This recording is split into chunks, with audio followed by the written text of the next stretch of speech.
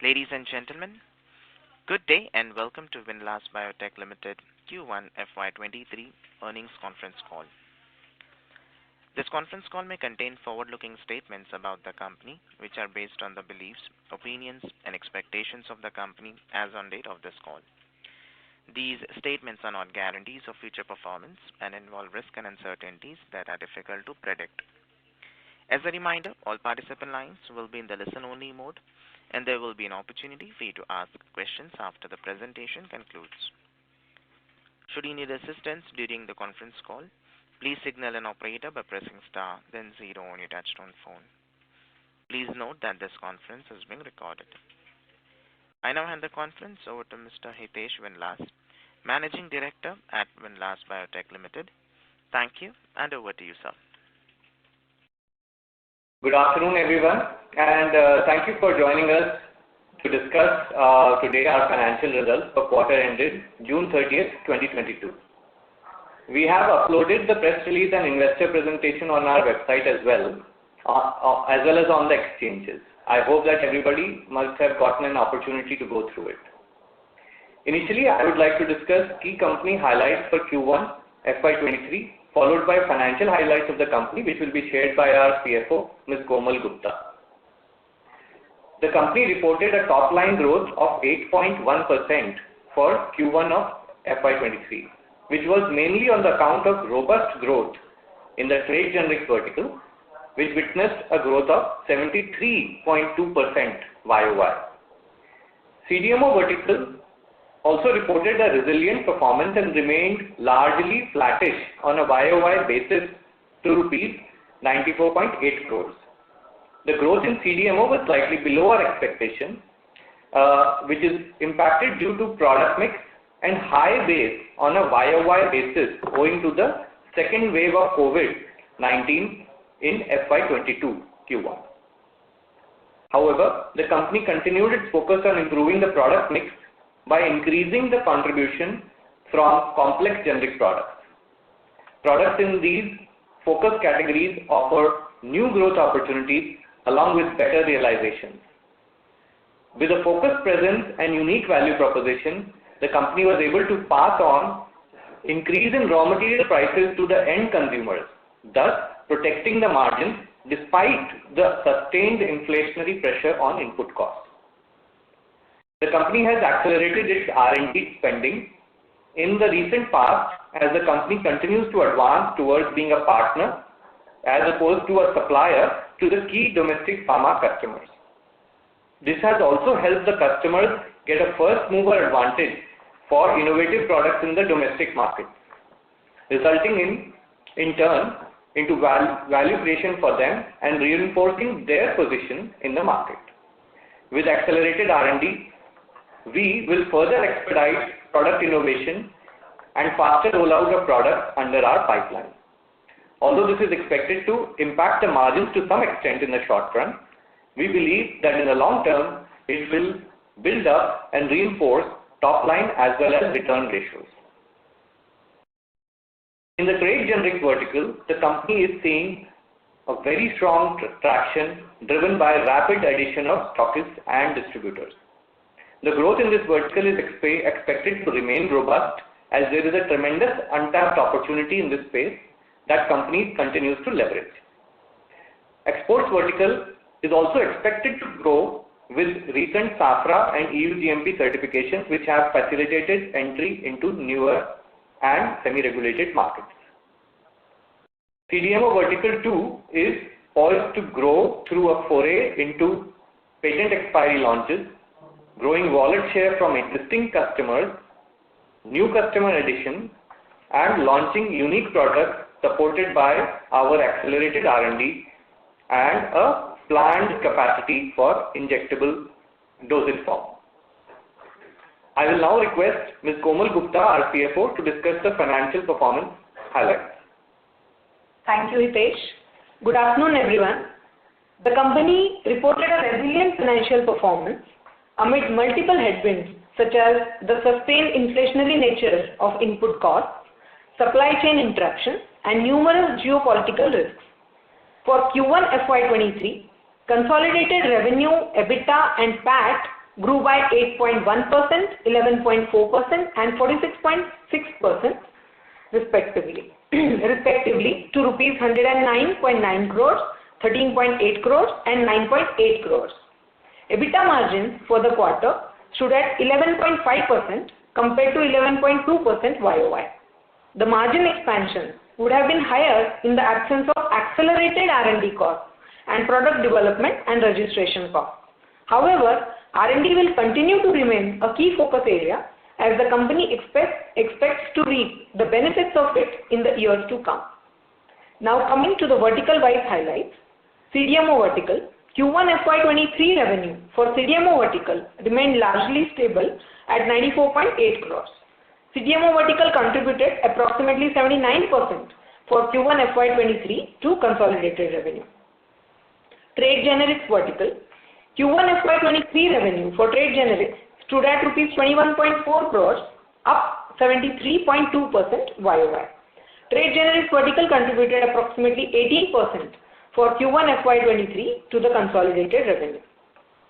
Q1 FY23 revenue for exports vertical stood at rupees 1.9 crores compared to 2.2 crores YOY. Exports vertical contributed approximately 2% for Q1 FY23 consolidated revenue. That's all from our side. We can now begin the Q&A session. Thank you. Thank you very much. We will now begin the question and answer session. Anyone who wishes to ask a question may press star and 1 on their touchtone telephone. If you wish to remove yourself from the question queue, you may press star and 2. Participants are requested to use handsets while asking a question. Ladies and gentlemen, we will wait for a moment while the question queue assembles. A reminder to the participants, anyone who wishes to ask a question may press star and 1 at this time.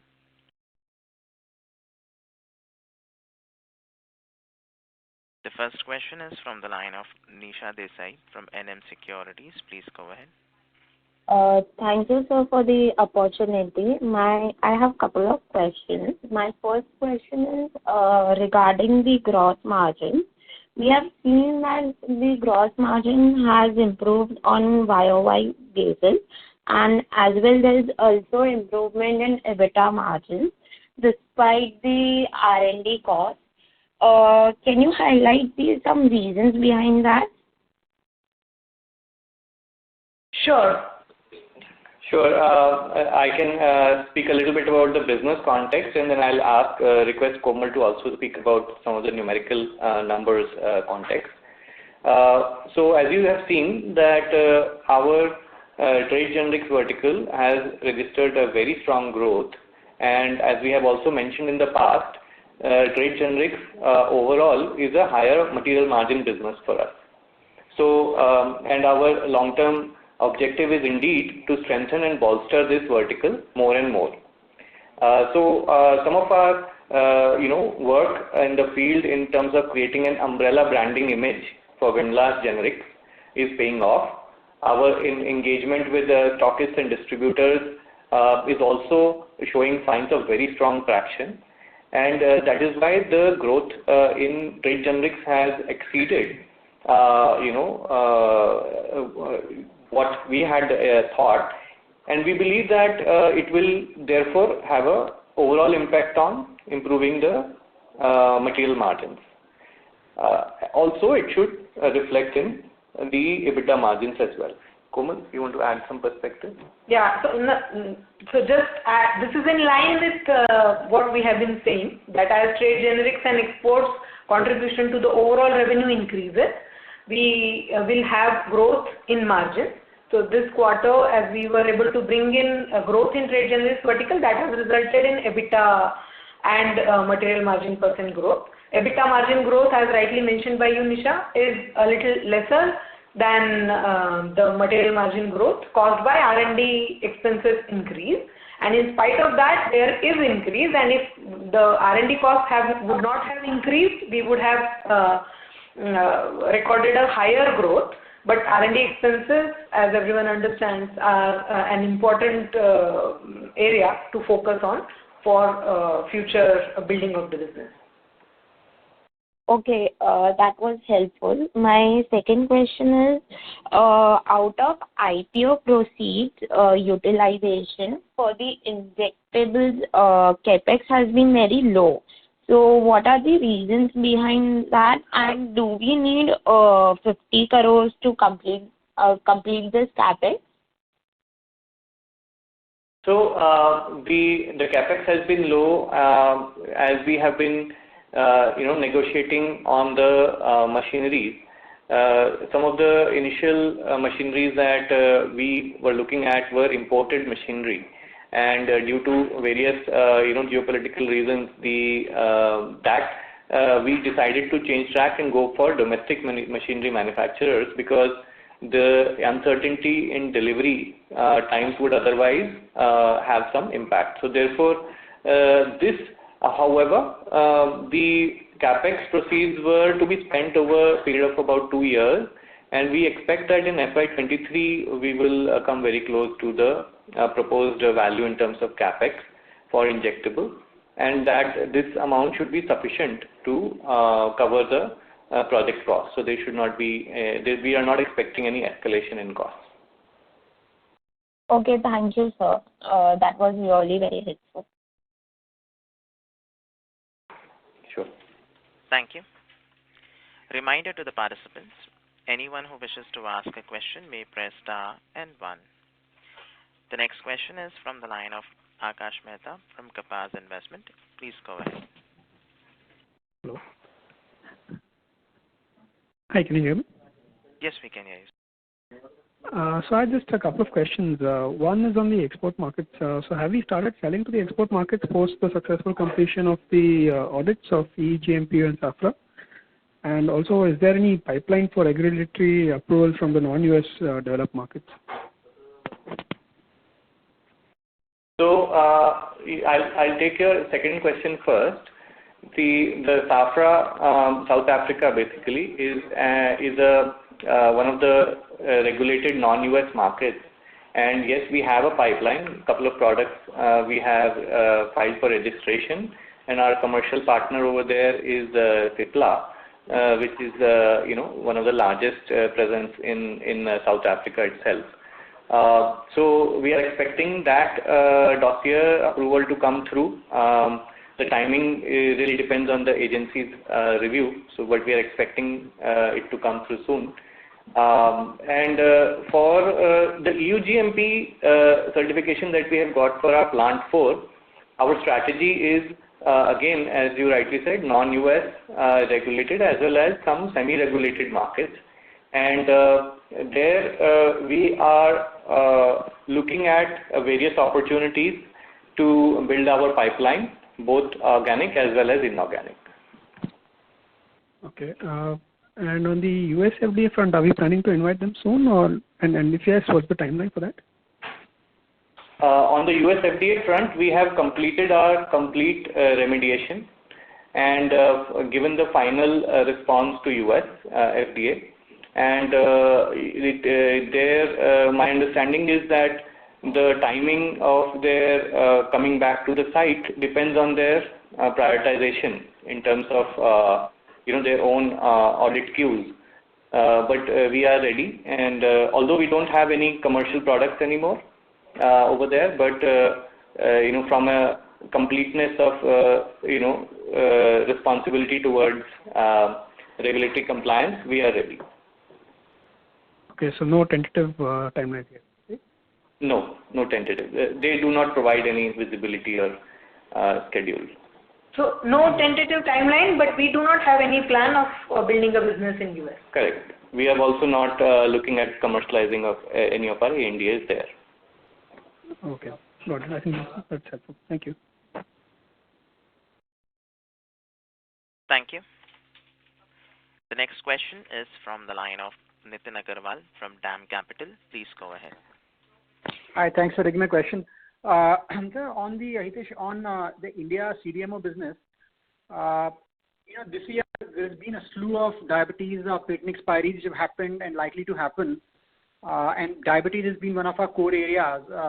Somehow we've not seen the traction coming through in our business on that account. How should we look at that part of the business now going forward, the CDMO bit? So, see, a lot of the one big patent expiry in diabetes actually happened on 6th of July, Nitin. So, my sense is that, the impact of that and how much share in that are we able to garner, we'll see in Q2. But yes, that is a great opportunity, and we are looking at, various, commercializations in that space with the sitagliptin and its various combinations. My sense is that when we read at Q1 to Q1 comparison, we have to sort of keep in perspective that the overall Indian pharma market had a tough quarter, even though so there was a volume degrowth. While the chronic therapies did well, and we are in the chronic space, many of our customers were also adjusting inventories, waiting for prices to come down to then stock up again. So there is that transient aspects, and supply chain issues also have hampered some, to some extent, our ability to quickly convert and ship within the time frame. So my sense is that,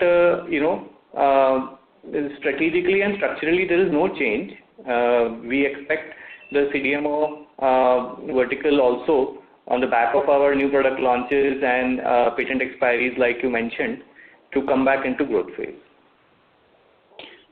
But likewise also, if we also had the vildagliptin expiry happening last year, which was again a largish molecule, but we didn't see much of a bump up in our numbers because of that. So are there any? So what kind of opportunities essentially are in a fall in our target segment? What, given the fact that chronic is what we're focusing on, just trying to figure out why are we not? Why is it not reflected in our sort of in terms of customer attraction on the very large molecules like Vilda and Sita? You mentioned is going to probably reflect in Q2 onwards. In Vilda also, we have several brands that we are manufacturing, but Vilda was a very unique case, Nitin, because a lot of the large cardiovascular players had been, launched it from in-house. So the big guys diabetes players in the Indian pharma market launched it from in-house. So Vilda didn't turn out for the CDMO industry to be very large of an opportunity. Now there is another space opening up where when the product comes off patent, its combination with other molecules which have been previously off patent also gets unlocked, that opportunity. So we have few things in our pipeline which we are working on, and we still remain bullish in terms of the long-term potentials of these patent expiry molecules. So even though things may not have jumped in our numbers immediately, but these are very strong, good therapies and are becoming preference in terms of fixed dose combinations for physicians. And we have several ideas in our pipeline where we are bringing these off-patent entity along with the previously expired patent entity as a fixed dose combination. So I am expecting some momentum to come in future in this. Okay, that's helpful. So structurally, does for a CDMO business for us still remain like a on a compounding basis, early teen, mid-teen growth business, because we've struggled for the last few quarters now because of various reasons. Right. I think that definitely going into this, last year and this year, we were looking at CDMO business to come with some strong growth numbers. But as you see from an overall market perspective also, there, aside from let's say one or two players, most companies have had a tough time. Our customers have had a tough time in driving volume. So the growth, overall growth in the market in terms of rupee value has been bolstered by the price increases that customers have taken, which we don't participate in. But despite that, what we are finding is that in the CDMO space, the opportunity will be driven by new launches, and this is something that our customers also value very deeply with us. And we are still converting customers, and we are bringing new products in. So my sense is that on the back of this, we will gain traction. Now, whether it happens in on a quarterly basis, we'll be able to see it or not, I'm not sure. But especially at least in the long-term basis, our guidance has been that we want to double this business over 5 years, and we are still targeting that. Thanks, that's helpful.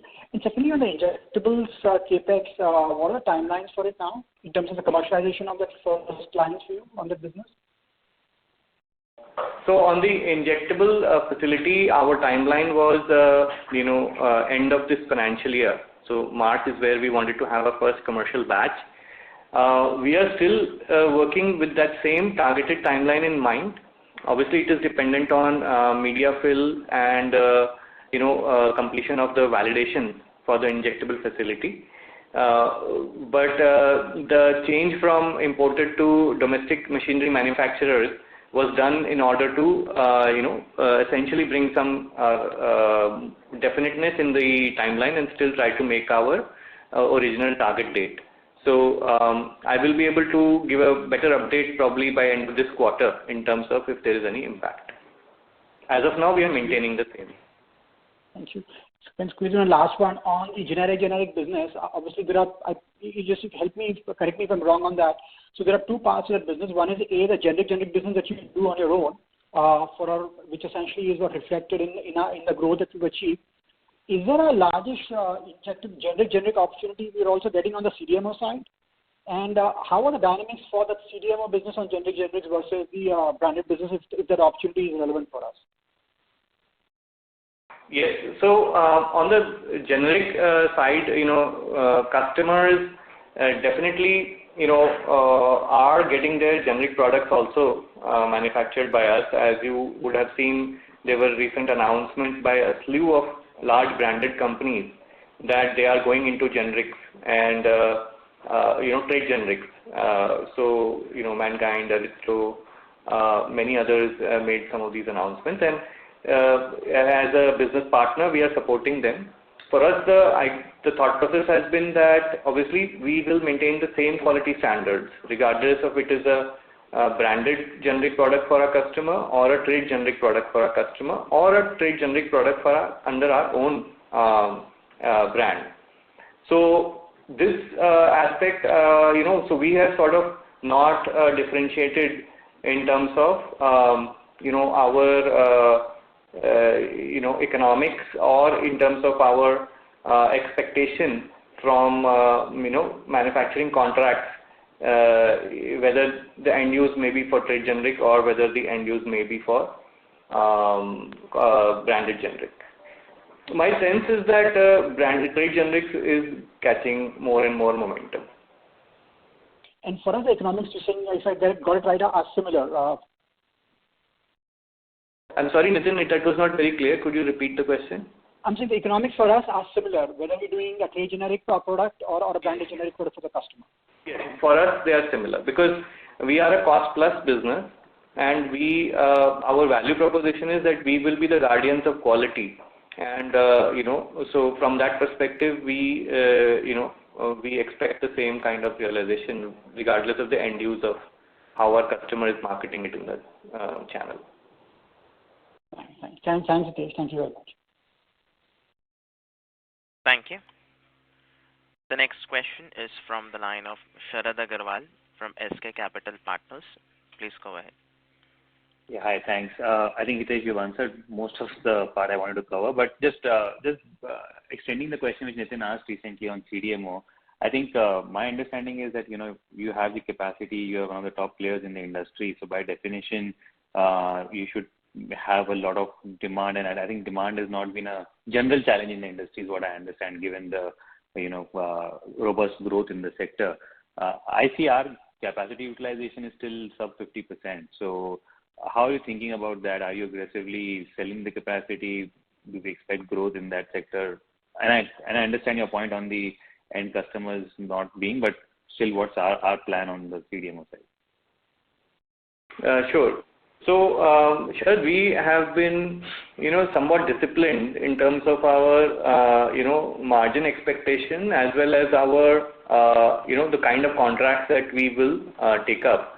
In a B2B environment, if you get desperate to fill capacity, you very quickly lose margin. And so our focus has been to not go after the largest opportunities, not go after the smallest, and sort of target this medium space where we are doing something complex and we are able to offer a sustainable partnership to our customer. So, in some sense, yes, the demand is not an issue. The selection of what we bring in-house, our choice to remain more and more focused on complex products. So, we have been increasing our concentration on complex generics. I think now at the end of this quarter, this was somewhere in the range of about 75% complex generics. So we want to continue doing that because we believe that that's the long-term sustainable, place where customers need us, and we add differentiated value as compared to some of our competitors. And just to kind of add to what Hitesh said, our value proposition for CDMO, our strategy for growth has been new customers addition. So we have added more than 75 customers in this quarter. Obviously, the sale might not come there in this quarter itself, and that should come over the period. Also, we have added new products. So there are product launches which we are continuing, which should bring in the growth. So although everything might not happen in a quarter or two, but we are continuing with the strategy that we had and we have promised. And we, basis that, we are confident, as Hitesh said, that we still feel confident that we are on track to deliver the committed numbers of doubling the growth. Understood. Very helpful. Thank you. Thank you. Reminder to the participants, anyone who wishes to ask a question may press star and 1. The next question is from the line of Parth Vasani from KK Advisory. Please go ahead. Thank you for the opportunity. I had a couple of questions on R&D side. So how are we utilizing the R&D spend? I mean, is it predominantly for the process improvement or for new product launches? So most of our R&D, I would say almost 85 to 90% is on new product development. What we are doing is we are looking at chronic therapies where fixed dose combinations are the treatment of choice due to whether drug resistance or physician preferences and things like that. And we are coming up with more and more options. So we have, for example, launched mirabegron solifenacin in the urology segment, and that has become a leading combo. Almost I would say most of the market in the urology segment is taking that formulation from us. Similarly, we are expanding this portfolio, coming up with more and more. So when we do this, there is a product development cost which is incurred. There is a bioequivalence, and sometimes there are small clinical trials also that we have to do and submit that to the Drug Controller General of India. So that's the basic areas in which the spend on R&D is happening. Okay. And how much is our target for R&D spend in terms of percentage of revenue for FY23? See, we long term, in about FY2021, we have been about 1% or slightly above that, and long term we should be around 2%. So we don't really, sort of curtail R&D from this perspective that we have to stay within this, but we look at opportunities and do this. So long term, we believe that we should be covered sufficiently with a 2% kind of a number. Okay. Yeah, that is helpful. Yeah, thank you. Thank you. Participants, to ask a question, you may press star and one. The next question is from the line of Dhruv Jain from TDS Financial. Please go ahead. Thank you, sir, for the opportunity. So I have a couple of questions. The CDMO and export vertical growth has been stagnant on year-on-year basis. So what are the reasons behind that? Sure. As I mentioned that in the CDMO space, we were coming off of a high Q1 in FY21 because that was the second wave where a lot of vitamin C, ivermectin, and combination kits, were being sold, even sanitizers and all that. So all of that obviously is no longer being sold, and we have replaced a lot of that with new product launches that we have done, as well as other contracts that we have extended or gotten more customers for existing formulations that we were manufacturing. So in the CDMO side, this is one reason where we believe Q1 of last year was a higher Q1 because of the second wave COVID. And however, if you look at Q1 overall for the industry, there has also been a volume growth of negative 8-9%. And we have been still able to maintain a flat this thing. So my sense is that some of our new launches also are going to come up in subsequent quarters. So that's, structurally no change, but these are some of the reasons where which have had a play on the flatness of growth. On the export side, it's primarily, it's a very small base that we have. So, and the clients who are buying from us, they have their own buying cycle. So, we are still expecting exports to show growth overall in a full year basis. So, that remains. We don't see it as an area. No specific, any trend change or anything over there for us to comment on. And sir, can we expect like around 450 crores from CDMO vertical for FY23? Ma'am, we have not been given yearly guidances, so I cannot comment on that. Okay, sir. And sir, share of trade generics has gone up significantly to approx 18% from the range 10 to 12%. So do we expect it to remain in this range or should revert to normal average in the coming quarters? Ma'am, we expect we are doing a lot of work to bolster the trade generics vertical. So as I mentioned that because this is a higher gross margin vertical for us, and we also don't have a model where there is a large medical reps based field force. So in this vertical, any growth that comes is definitely more rewarding for the company in terms of bottom line. So our endeavor is to definitely to make it stronger, and we are also doing many branding activities where umbrella branding to talk about high quality Windlas generics has been going on in the sales channel, and so some of these things are yet to further show impact.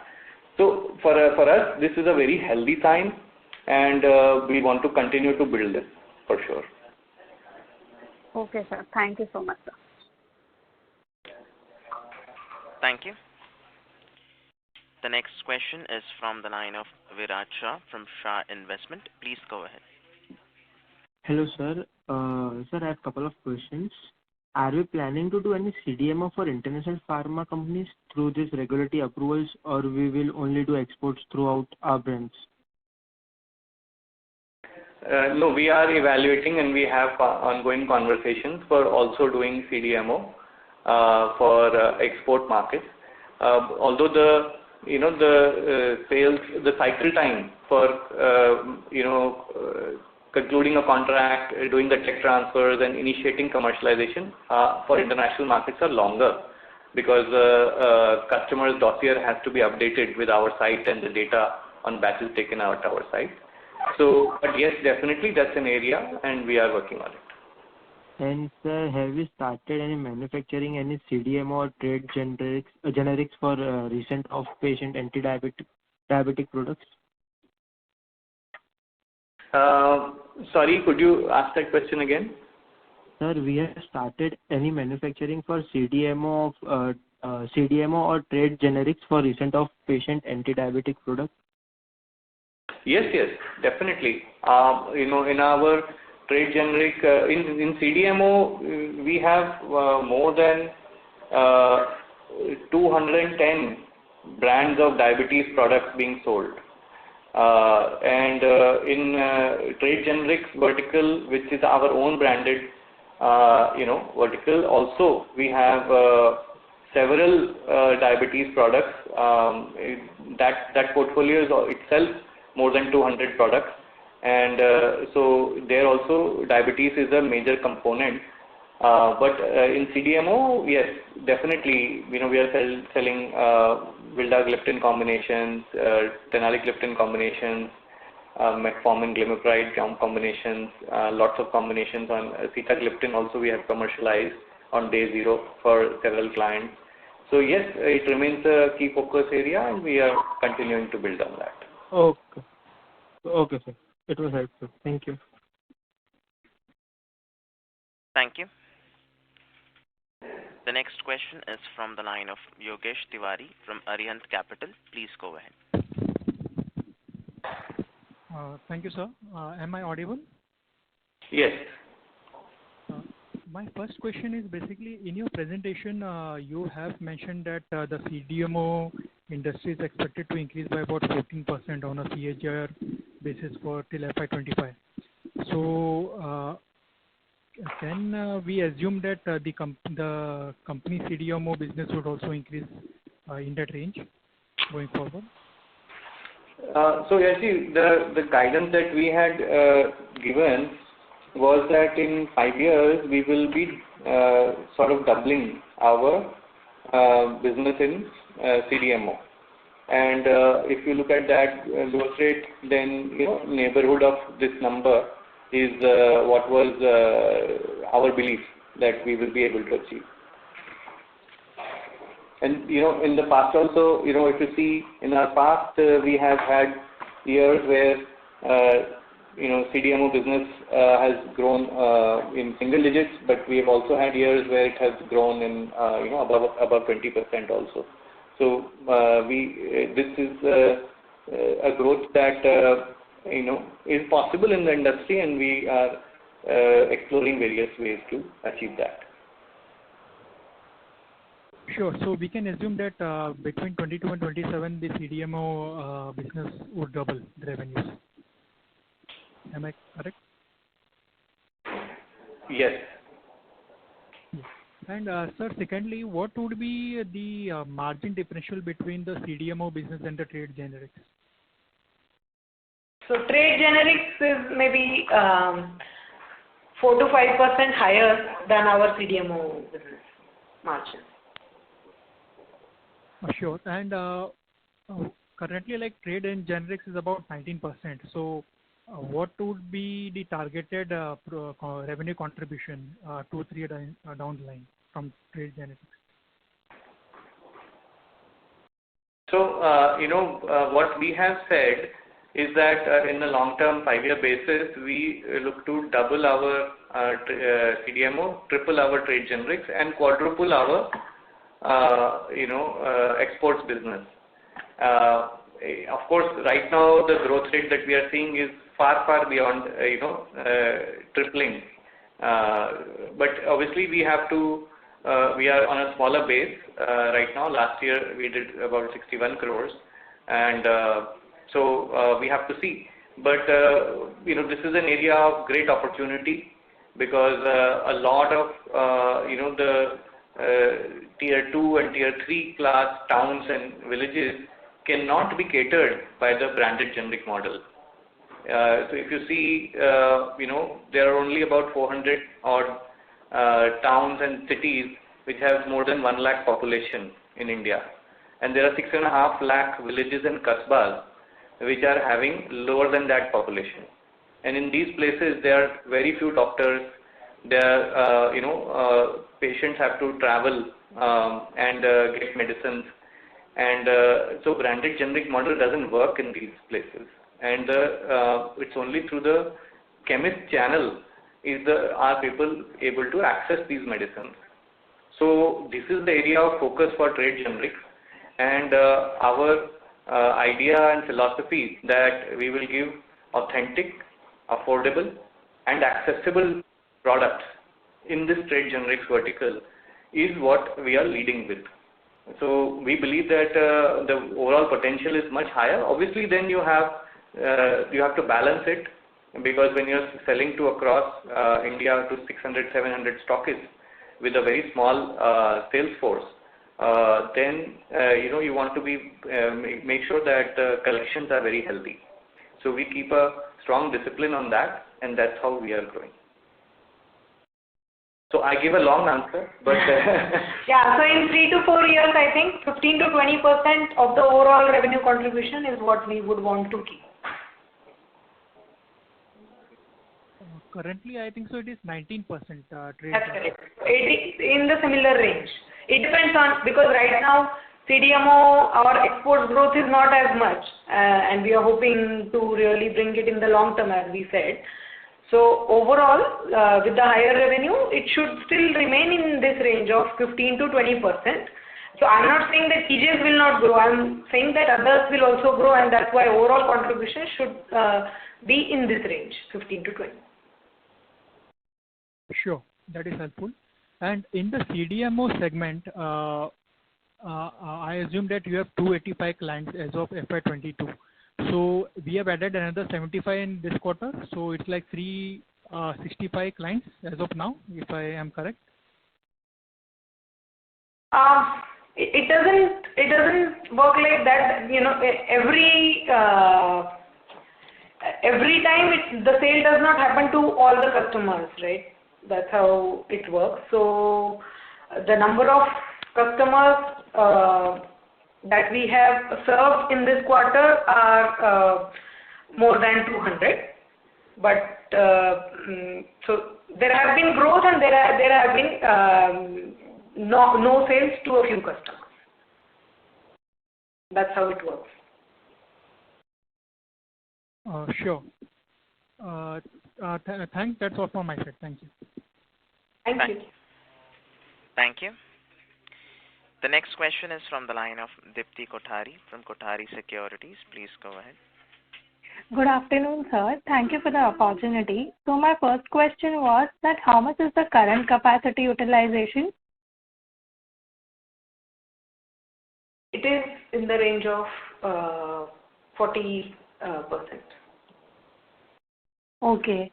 And do we have something solid in the pipeline for inorganic growth?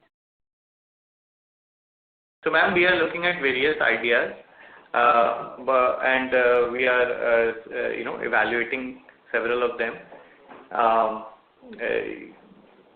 But I cannot comment in terms of timing or, whether we will end up proceeding on one or more of them or not. So, as such, however, as you know, we are a very strong positive cash flow generating company, and we have a strong, reserves also in terms of almost 200 crores being on our balance sheet.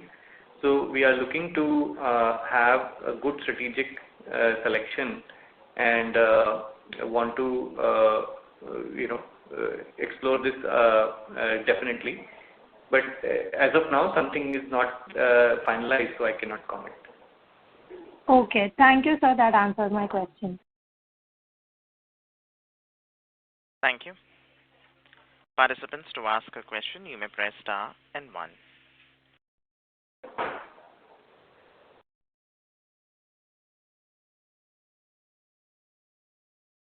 The next question is from the line of Yogesh Tiwari from Arihant Capital. Please go ahead.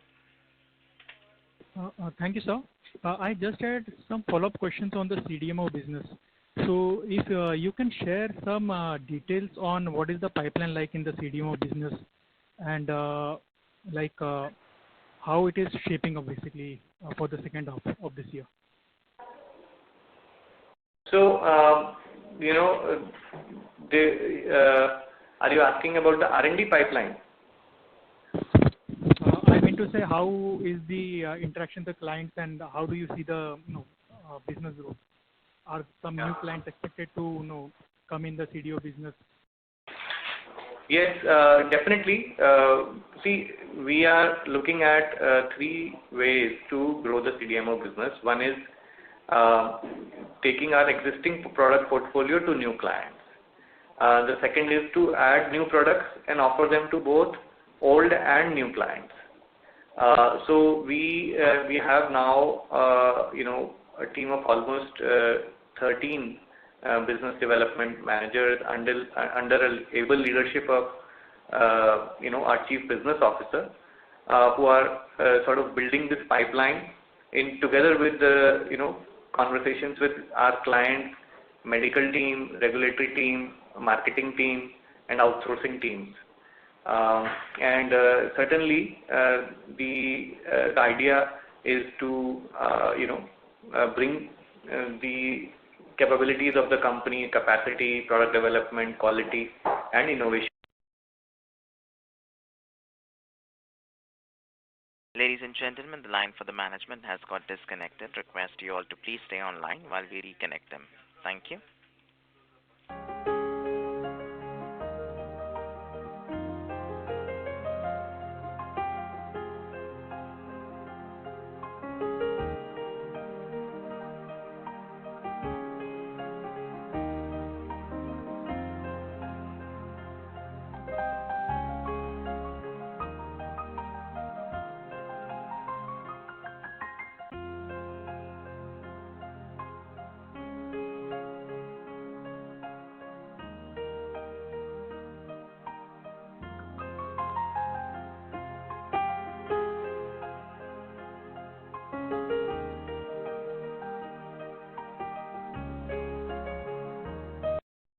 Ladies and gentlemen, thank you for patiently waiting. The line for the management is reconnected. Thank you, and over to you, sir. Thank you. Sorry for the network issue over here. I'm not sure, Mr. Yash, if you were able to hear my complete answer. No, I was not able to. Okay. I was just saying that we have a business development team which engages with all our clients, and definitely there is a pipeline of queries and project commercialization, with clients, new products as well as old products, new brands, new variants. All of that definitely is there, and those conversations and our innovation pipeline are what give us the confidence that we will be able to bring some growth back into this vertical as well. Sure. And just wanted to understand what would be the drivers for margin expansion within CDMO. So one would be like if you can increase the complex generics within the CDMO. So if you can share some thoughts on it, what would be the contribution from complex generics and along those lines, if possible. See, if you see the CDMO space, there are two kinds of players, people who are working in the 7 to 8% EBITDA, and then people like Windlas who have in the range of 10-11% or like 11.5% for us this quarter. So this largely CDMO players are grouped in these two categories. So we are not really any margin expansion that is going to come in CDMO is going to come from operating leverage, which is basically better capacity utilization. So as we have more orders and as we deliver higher numbers in a quarter, our fixed costs don't change that much, and therefore that will cause the improvement in margins. As such, we are a cost plus business. So seen that despite all the input pricing pressures, over the last year, metformin prices changed, went up by 3x, 4x, paracetamol, huge changes. We have still been able to maintain our margins. So part of the model with us is in CDMO that we are a cost plus business. So we tend to have some stability, which is because of this margin, and therefore I also don't believe that we will have. I believe that we will have better margins through unlocking operational efficiencies at our end rather than anything else. So my sense is that CDMO margins will improve with capacity utilization. And if we expand and put a new capacity to cater for the future years, then obviously those changes will be there. I would look at gross margin as a more representative number, to look at the space overall. Sure. So what would be like gross margin differential approximately, if a range between complex generics and others, non-complex, the differential? My sense is that, see, if as I mentioned, we are this quarter 75% of our output has been on complex generics, right? So if you look at our competitors who are operating maybe in the 7-8% EBITDA range, and their gross margin might be in the range of 20% to 25%, then you could probably compare and make that call. Unfortunately, there's not much. We also don't categorize